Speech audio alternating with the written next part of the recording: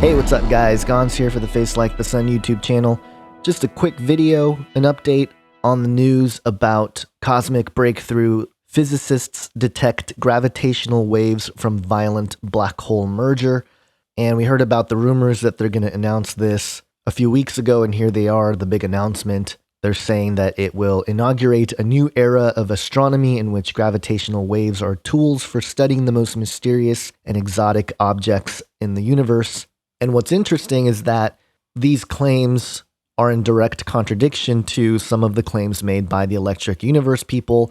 And, just in the conspiracy realm, all the different cosmologies that can be mixed up within different views of creation. I haven't done the deep dive into the Electric Universe, and I'm not really strong in physics and science. That's not my cup of tea, so to speak. But I often wonder if this substance, whatever it is, labeled gravitational waves by mainstream science, isn't something that the Electric Universe already knew was there and had labeled something else. So it comes down to semantics, but I think the bigger question is, are they preparing the masses to unveil technologies that may take advantage of these gravitational waves, these breakthroughs in physics? But again, I'm no expert here, but I do remember an interesting conversation that was on Red Ice Radio about a month ago. On December 30th, 2015, Robert Otay was the guest in an episode called Unscientific Cosmogony, Gravity, Quantum, and the guest had some interesting things to say, so let me play a couple of those things for you here. What do you think is at the center of the Earth? There's the very center. There's a point of stillness, a fulcrum, which controls the twin opposing vortices. But it's unfortunate academia is so lost in this respect, because if they knew about the twin opposing electric vortices that actually give form to the planet, they wouldn't have to invent some idiotic theory about molten nickel iron at the core. They're saying that's what creates the so-called, they call it a magnetic field.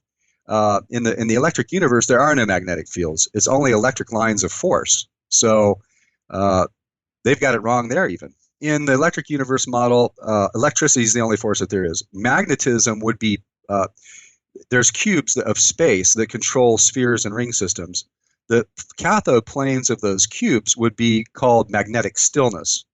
The point in the middle, which is the fulcrum that controls the twin opposing vortices, that's called gravity, but that's stillness.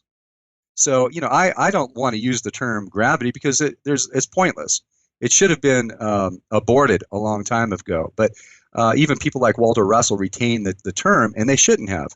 I mean, essentially, academia is saying basically that gravity doesn't exist as well. They just don't know it.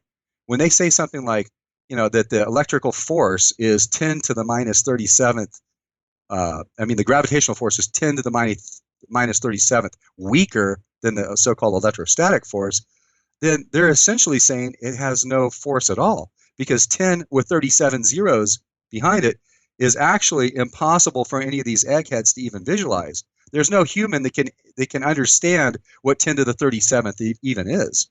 They love to throw around these numbers and stuff. So, look at the difference. You've got one force that has a force, and then something else that's 10 to the minus 37th. It's essentially zero.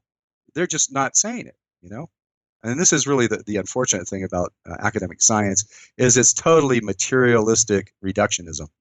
And as any spiritual person knows, this is all Maya. This is all illusion. This is nothing but, smoke and mirrors and light, really.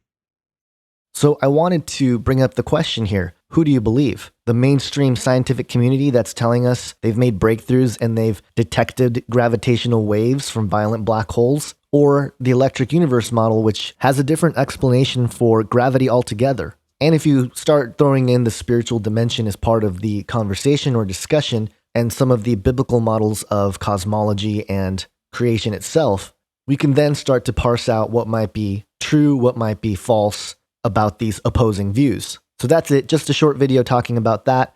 I know there are a lot of things going on right now in the space news, especially. It just seems like besides this confirmation of the existence of gravitational waves, you have more lightning storm videos from the ISS, which clearly has been enhanced, and you can draw whatever conclusions you want from that. You have more images coming from Mars. You also have propaganda.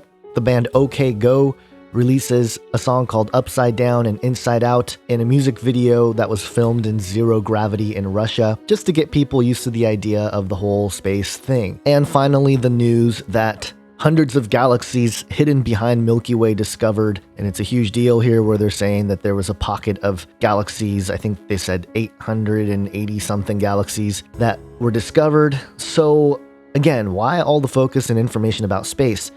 Is it part of fabricating the Great Deception, where technologies and the existence of other beings will be revealed, performing counterfeit signs and wonders?